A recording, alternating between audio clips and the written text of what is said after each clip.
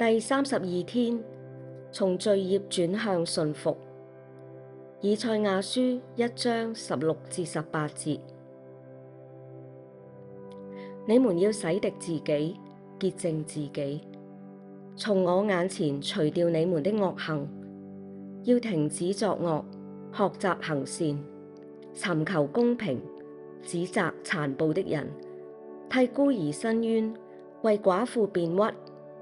耶和華說：你們來，我們彼此辯論。你們的罪雖像朱紅，必變成雪白；雖紅如丹顏，必白如羊毛。